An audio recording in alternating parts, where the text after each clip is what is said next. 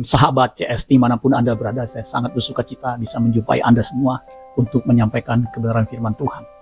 Kebenaran firman Tuhan pada kesempatan kali ini berjudul takdir mati. Takdir mati. Apa itu takdir mati? Bagaimana mengatasi takdir mati? Itu yang kita akan bahas, saudara. Bagi saudara yang baru pertama kali menyaksikan tayangan ini, saudara langsung subscribe. Subscribe itu gratis, saudara.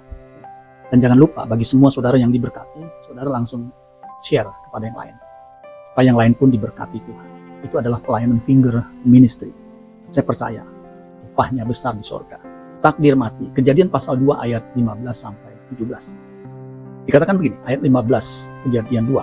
Tuhan Allah mengambil manusia itu, Adam yang diciptakan, dan menempatkannya dalam Taman Eden untuk mengusahakan dan memelihara taman itu. Jelas. Tugas Adam untuk memelihara dan mengusahakan taman itu. Ayat 16, suruh perhatikan di situ, ada perintah. Lalu Tuhan Allah memberi perintah ini kepada manusia. Apa perintahnya?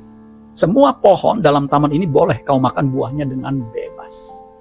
Jadi jelas, perintahnya sangat jelas. Ya, semua pohon dalam taman ini boleh kau makan buahnya dengan bebas. Nah, ayat 17, ini penting sekali.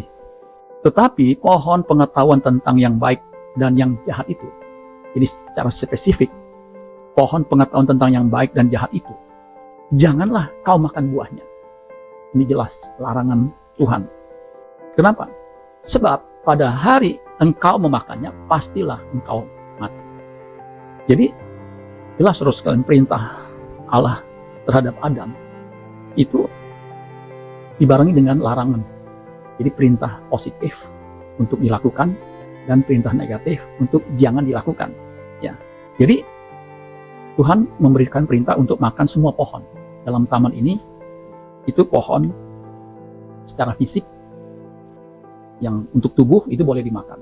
Dan tentunya kalau saudara baca di situ ada pohon kehidupan, yaitu untuk rohani, supaya bisa mengerti kehendak Allah, apa yang baik, yang berkenan dan yang sempurna. Sebab ketika manusia diciptakan itu segambar dan serupa dengan Allah. Artinya manusia diciptakan memiliki pikiran dan perasaan. Nah, pikiran dan perasaan ini yang memproduksi atau melahirkan kehendak bebas. Nah, ketika pikiran diisi oleh kebenaran, yaitu pohon kehidupan, itu menghasilkan kehendak yang sesuai dengan apa yang Allah kehendak. Itu skenarionya, saudara sekalian. Dan larangan itu dengan jelas dikatakan bahwa di sini dikatakan, tetapi pohon pengetahuan tentang yang baik dan yang jahat itu janganlah kau makan buahnya. Sebab pada hari engkau memakannya, pastilah engkau mati. Upahnya, konsekuensinya ketika makan buah yang Tuhan larang itu, pasti mati. Takdirnya akan mati kalau makan buah yang Tuhan larang itu, saudara. Nah, mati di sini punya pengertian fisik. Fisik bukan berarti langsung mati, akan mengalami kematian. Ya, manusia tadinya tidak dirancang untuk hidup sementara, dibatasi dengan waktu, tetapi hidup kekal. Karena manusia itu ditempatkan rohnya Allah, roh yang dari Allah itu roh kekal. Tetapi karena dosa, pasti mati. Artinya tua, kemudian akhirnya mati. Makanya tidak ada manusia yang hidupnya lebih dari 1000 tahun. Manusia yang paling tua yaitu 969 tahun. Itu mati, saudara. Dan mati juga dalam pengertian mati rohani. Nah, mati rohani ini terputus hubungan dengan Allah. Kalau manusia hubungannya dengan Allah terputus, dia akan mengalami yang disebut dengan maut, kematian kedua. Ini yang disebut dengan takdir mati. Artinya tidak bisa diubah. Dan hanya Allah sendiri yang bisa mengubahnya. Nah, ayat ini, ayat 17 dari Kejadian 2 ini, oleh Rasul Paulus itu diparafrasakan. Artinya diberikan kalimat atau diulangi kalimatnya dengan diksi, dengan kata-kata, dengan kalimat yang berbeda, tetapi esensinya sama. Yaitu ditulis dalam Roma pasal 6 ayat 23. Sebab upah dosa ialah maut. Jadi akibat dosa itu maut, kematian. Tetapi karunia Allah ialah hidup yang kekal dalam Kristus Yesus Tuhan kita. Ini yang disebut dengan upah dosa adalah maut, itu takdir mati. Artinya manusia yang berdosa itu pasti mati, akan binasa. Itu jelas, saudara. Dan yang hanya bisa mengatasi masalah ini, takdir mati ini, hanya Allah sendiri. Dan perlu saudara ketahui, maut di sini bukan hanya sekedar mati secara fisik, tetapi kematian kedua. Seperti yang dicatat dalam Wahyu pasal 20 ayat 13 sampai 15. Nanti lengkapnya suruh baca. Saya baca ayat yang ke-14. Lalu maut dan kerajaan maut itu dilemparkanlah ke dalam lautan api. Itulah kematian yang kedua, lautan api. Nah, ayat 15, dan setiap orang yang tidak ditemukan namanya tertulis di dalam kitab kehidupan itu, ia dilemparkan ke dalam lautan api. Itulah kematian kedua.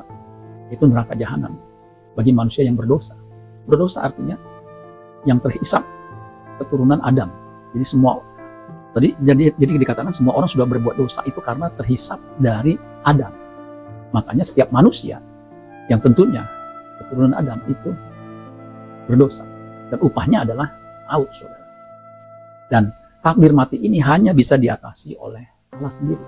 Itulah sebabnya kalau kita baca dalam Kejadian pasal 3 ayat 15, itu yang disebut dengan janji berkat atau disebut dengan proto-evangelium. Itu digenapi di dalam Yesus Kristus di perjanjian baru. Di Yohanes pasal 3 ayat 16, ini ayat yang paling terkenal bagi orang Kristen, itu dikatakan begini. Karena begitu besar kasih Allah akan dunia ini, sehingga Ia telah mengaruniakan anaknya yang tunggal, supaya setiap orang yang percaya kepadanya tidak binasa, melainkan beroleh hidup yang kekal. Jadi, untuk mengatasi takdir mati ini, Allah sendiri harus turun tangan dengan mengutus putra tunggalnya Yesus Kristus. Makanya di ayat 17 dari Yohanes 3, itu jelas dikatakan, sebab Allah mengutus anaknya ke dalam dunia, bukan untuk menghakimi dunia, melainkan untuk menyelamatkannya oleh Dia. Jadi keselamatan hanya ada di dalam Yesus Kristus. Seperti Petrus katakan dalam Kisah Para Rasul pasal 4 ayat 12. Dan keselamatan tidak ada di dalam siapapun juga selain di dalam Dia. Sebab di bawah kolong langit ini tidak ada nama lain yang diberikan kepada manusia yang olehnya kita dapat diselamatkan. Jadi Allah harus turun tangan. Dan itu sudah digenapi. Seperti dikatakan dalam Galatia 4 ayat 4. Ini juga Paulus. Paulus itu adalah rabi perjanjian lama. Dia ahli Taurat. Dia mengerti Tanakh perjanjian lama. Bahkan kitab nabi-nabi dan kitab-kitab yang lain. Dia tahu isi perjanjian lama. Dan itu digenapi dalam Yesus Kristus. Dikatakan di dalam Galatia 4 ayat 4. Tetapi setelah genap waktunya, maka Allah mengutus anaknya. Yang tadi dikatakan dalam Yohanes. Yohanes itu murid terkasih Tuhan Yesus. Mengutus anaknya yang lahir dari seorang perempuan dan takluk kepada hukum Taurat.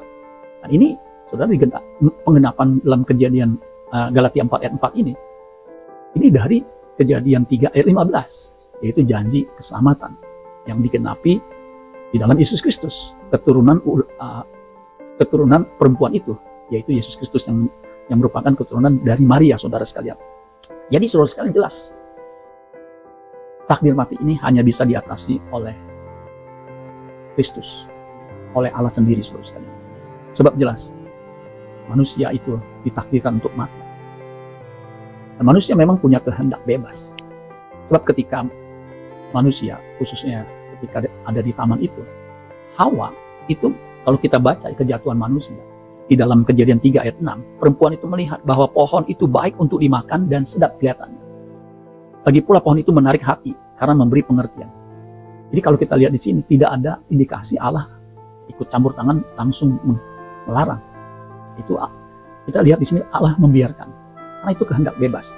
Lalu Ia mengambil dari buahnya dan dimakannya dan diberikannya juga kepada suaminya yang bersama-sama dengan dia, dan suaminya pun memakannya. Itulah kejatuhan manusia. Manusia dia mengambil jalannya sendiri. Nah, jadi saudara sekalian, keselamatan itu sesungguhnya adalah mengembalikan manusia kepada rancangan Allah semula. Di mana rancangan semula Allah menciptakan manusia itu agar memiliki gambar dan rupa Allah, di mana manusia memiliki pikiran, perasaan yang juga dimiliki oleh Allah, di mana Allah menghendaki manusia itu taat kepadanya. Jadi kehendak bebasnya itu hanya ditujukan untuk melakukan kehendak Allah. Sebab dosa adalah pelanggaran terhadap hukum Allah. 1 Yohanes 3 ayat 4, Yakobus 2 ayat 9. Jadi Allah menghendaki manusia yang pada akhirnya hanya melakukan kehendak Bapa di surga seperti Kristus. Percayalah, hanya melalui Yesus Kristus takdir mati diubah menjadi kehidupan, sehingga kita bisa hidup kekal di rumah Bapa di surga. Amin buat firman Tuhan. Tuhan Yesus memberkati. Sola Gracia.